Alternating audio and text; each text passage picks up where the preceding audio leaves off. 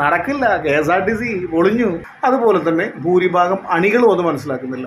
ഇപ്പോഴും മറ്റുള്ളവരെ തെറി വിളിച്ചുകൊണ്ടിരിക്കുകയാണ്. നമ്മൾ എന്തെങ്കിലും അഭിപ്രായം പറയുമ്പോൾ അതിലെന്തെങ്കിലും കഴമ്പുണ്ടോ, അത് നമ്മൾ മാറ്റേണ്ട കാര്യമാണോ എന്ന് ചിന്തിക്കുന്നതിന് പകരം നമ്മൾ പറഞ്ഞു തുടങ്ങുമ്പോഴേക്കും പറയുന്ന ആളെ തന്തയ്ക്കും തള്ളയ്ക്കും വിളിക്കുക എന്നുള്ളതാണ് ഒരു ശീലം. ഞാനൊരു 2 വീഡിയോൻ്റെ ചെറിയ ക്ലിപ്സ് കാണിക്കാം. രണ്ടും നമുക്ക് വളരെ കാര്യമായി വിശകലനം ചെയ്യേണ്ട ഒരു കാര്യമാണ്. ഒറ്റ കാര്യം കൂടി എല്ലാ ഗതാഗത മന്ത്രിമാരും ആദ്യം ഫേസ് ചെയ്യുന്ന ഒരു ചോദ്യമാണ്. നമ്മൾ ദേശീയ തലത്തിൽ മറ്റു പല പാരാമീറ്റേഴ്സിനും മുന്നിലാണെന്ന് പറയുമ്പോൾ റോഡ് അപകടങ്ങളുടെയും റോഡിൽ പൊലിയുന്ന ജീവനുകളുടെയും കാര്യത്തിൽ ദേശീയ ശരാശരിയിൽ നമ്മൾ അപമാനകരമാവിധം മുന്നിൽ നിൽക്കുകയാണ്. വാഹനത്തിന്റെ എണ്ണം കൂടിക്കൊണ്ടിരിക്കുകയുമാണ്. നമുക്ക് റോഡ് സേഫ്റ്റി അതോറിറ്റി എന്ന് പറയുന്ന ഒരു സാധനമുണ്ട്. റോഡ് ഫണ്ട് ബോർഡിൽ കിടക്കുന്ന പണത്തിന്റെ അളവ് താങ്കൾക്കറിയാം എത്രയുണ്ടെന്നുള്ളത്? അത് ഏറ്റവും പ്രധാനപ്പെട്ട ഒരു ചോദ്യമാണ്.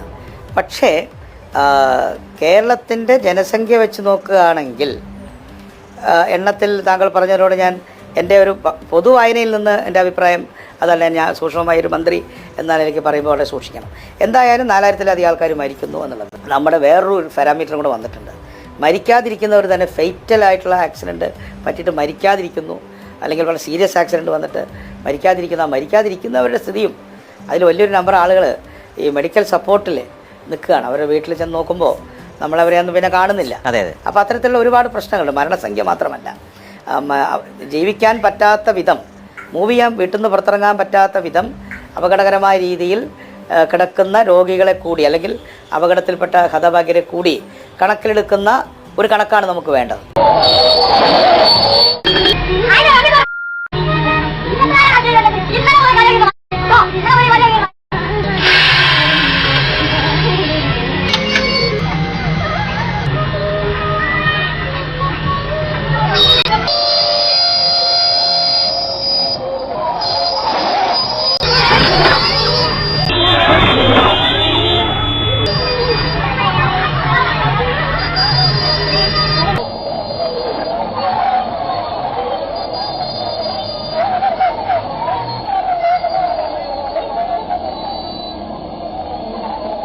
ജനങ്ങൾ എന്നുള്ള രീതിയിലും രാഷ്ട്രീയ ബോധമുള്ള ആൾക്കാരെന്നുള്ള രീതിയിലും ഈ വീഡിയോസ് നമ്മളൊന്ന് വിശകലനം ചെയ്ത് വേണ്ട രീതിയിലുള്ള അഭിപ്രായങ്ങൾ നമ്മൾ രേഖപ്പെടുത്തണം. നേരിട്ട് പോയി മന്ത്രിമാരെ കണ്ട് സംസാരിക്കാൻ സാധാരണ നമ്മളത് തുനിയാറില്ല. അപ്പോൾ നമ്മളെ കൊണ്ട് പറ്റുന്ന കാര്യമാണ് സോഷ്യൽ മീഡിയയിലൂടെ നമ്മളുടെ അഭിപ്രായങ്ങൾ അറിയിക്കുക എന്നുള്ളത്. അപ്പോൾ ഞാൻ ചെയ്തുകൊണ്ടിരിക്കുന്നത് അങ്ങനെയാണ്. എനിക്ക് മാത്രമല്ല, എല്ലാവർക്കും ആർക്ക് വേണമെങ്കിലും ചെയ്യാം. പക്ഷെ നമ്മൾ സംസാരിക്കുമ്പോൾ സഭ്യമായ ഭാഷയിൽ കൂടി സംസാരിക്കണം. അല്ലാതെ എന്തെങ്കിലും ആരെടുത്തെങ്കിലും ഒരു അഭിപ്രായം പറയുമ്പോൾ എടുത്ത വഴിക്ക് തന്തനെയും തള്ളനെയും വിളിക്കുക.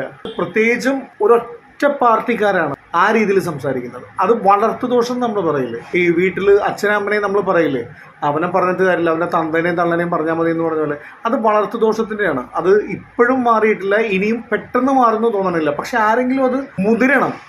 നമ്മുടെ മക്കളെ നന്നാക്കാനായിട്ട് നമ്മൾ മുതിർന്നില്ലെങ്കിൽ മക്കൾ പിഴച്ച് പോകും.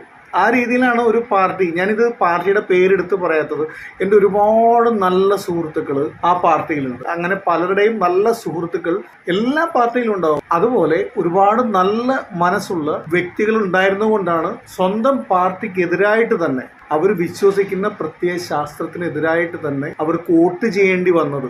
പല നേതാക്കന്മാരും മനസ്സിലാക്കുന്നുണ്ടെങ്കിലും ഭൂരിഭാഗം ആൾക്കാരും അത് മനസ്സിലാക്കുന്നില്ല. അതുപോലെ തന്നെ ഭൂരിഭാഗം അണികളും അത് മനസ്സിലാക്കുന്നില്ല. ഇപ്പോഴും മറ്റുള്ളവരെ തെറി വിളിച്ചുകൊണ്ടിരിക്കുകയാണ്. നമ്മൾ എന്തെങ്കിലും അഭിപ്രായം പറയുമ്പോൾ അതിലെന്തെങ്കിലും കഴമ്പുണ്ടോ, അത് നമ്മൾ മാറ്റേണ്ട കാര്യമാണോ എന്ന് ചിന്തിക്കുന്നതിന് പകരം നമ്മൾ പറഞ്ഞു തുടങ്ങുമ്പോഴേക്കും പറയുന്ന ആളെ തന്തയ്ക്കും തള്ളയ്ക്കും വിളിക്കുക എന്നുള്ളതാണ് ഒരു ശീലം. അതൊക്കെ മാറ്റേണ്ട സമയം കഴിഞ്ഞു. സത്യത്തിൽ എനിക്ക് ഈ വീഡിയോ CP ജോൺ സാറുമായിട്ടുള്ള ഈ ഒരു അഭിമുഖം കണ്ടപ്പോൾ നമ്മൾ എത്ര സമാധാനപരമായിട്ടാണ് ഈ കാര്യങ്ങൾ അദ്ദേഹം പറയുന്നത് കേട്ടുകൊണ്ടിരിക്കുന്നത്. ഇദ്ദേഹം വേറൊരു രീതിയിലാണ് സംസാരിച്ചിരുന്നതെങ്കിൽ, നമുക്ക് ഇറിറ്റേറ്റഡ് ആകുന്ന രീതിയിലാണ് സംസാരിച്ചിരുന്നതെങ്കിൽ അഭിപ്രായവും മാറും. അത് ഇനിയും ഈ അഭിമുഖത്തിൽ ഇതുപോലെ സംസാരിച്ചു എന്നുള്ളത് കൊണ്ട് നമുക്കൊരു താല്പര്യം തോന്നി. അടുത്തൊരു ഇന്റർവ്യൂവിൽ വളരെ അഹങ്കാരത്തോടുകൂടി അറഗൻ്റായിട്ട് സംസാരിച്ചാൽ നമ്മുടെ അഭിപ്രായം മാറും. അപ്പോൾ ജനങ്ങൾ തിരഞ്ഞെടുത്ത ആൾക്കാർ സംസാരിക്കേണ്ട രീതി എന്ന് പറഞ്ഞാൽ എങ്ങനെയാണ്? ജനങ്ങൾക്ക് വേണ്ടിയാണല്ലോ മന്ത്രി. എത്ര കൃത്യമായിട്ടാണ് ഓരോ കാര്യങ്ങൾ പറഞ്ഞുകൊണ്ടിരിക്കുന്നത്. അത് ജനങ്ങൾക്ക് മനസ്സിലാകാൻ വേണ്ടിയിട്ടാണ്. ഈ അടുത്ത കാലത്തെങ്ങാനും LDF ഭരിച്ചിരുന്ന സമയത്ത് ഏതെങ്കിലും ഒരു മന്ത്രി ഇതുപോലെ സംസാരിക്കാൻ ഇരുന്ന് തന്നിട്ടുണ്ടോ? ഏതെങ്കിലും ഒരു അഭിമുഖത്തിൽ നമുക്ക് ചോദിക്കാനുള്ള കാര്യങ്ങൾ ഒരവസരം നമുക്ക് കിട്ടിയിട്ടുണ്ട്. ബാക്കി അവരെടുക്കേണ്ട തീരുമാനങ്ങളാണ്. അവർ ചർച്ച ചെയ്ത് അവരെ പാർട്ടി യോഗത്തിലായാലും അവരുടെ മന്ത്രിസഭാ യോഗത്തിലായാലും ചർച്ച ചെയ്ത് ഉദ്യോഗസ്ഥന്മാരുമായിട്ടും ചർച്ച ചെയ്ത് തീരുമാനിക്കേണ്ട കാര്യങ്ങളാണ്. ആ തീരുമാനം നടപ്പാക്കാൻ പറ്റുമോ ഇല്ലേന്ന് അവർക്ക് നോക്കണമെങ്കിൽ അതിന് കുറച്ച് സമയം കൊടുക്കണം. നടക്കില്ല. KSRTC പൊളിഞ്ഞു. പിന്നെ ഒരു കാര്യം എന്ന് പറഞ്ഞാൽ ഗതാഗത വകുപ്പ് എന്ന് പറഞ്ഞാൽ KSRTC മാത്രമല്ല, റോഡ് ഗതാഗതം സാധാരണ ജനങ്ങൾക്കും കൂടി മനസ്സമാധാനത്തോടെ യാത്ര ചെയ്യാൻ പറ്റുന്ന രീതിയിലുള്ള ഒരു അവസ്ഥ നമുക്ക് ഉണ്ടാകണം.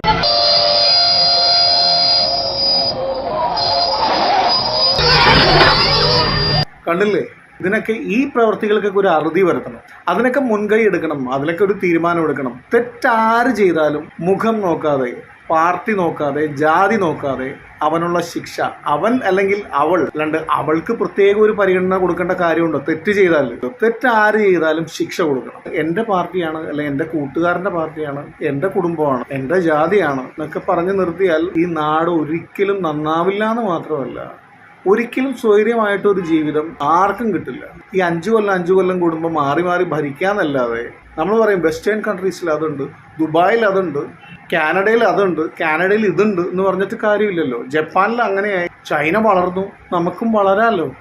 എന്തുകൊണ്ട് വളരുന്നില്ല?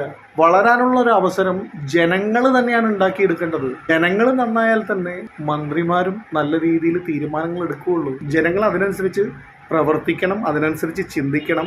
ഒരു പാർട്ടിയുടെയും അടിമകളാകാൻ പാടില്ല. LDFിൻ്റെയും UDFിൻ്റെയും NDAയുടെയും ഒരു പാർട്ടിയുടെയും അടിമകളാകാനായിട്ട് ജനങ്ങൾ നിൽക്കരുത്. പഴയ തലമുറയിലെ കുറച്ച് ബാലൻസ് കിടക്കുന്ന കുറച്ച് ആൾക്കാരേ ഉള്ളൂ. ഇനിയുള്ള കാലഘട്ടത്തിൽ ഒരു പാർട്ടിയുടെയും അടിമയായിട്ട് ഒരാളെയും കിട്ടില്ല.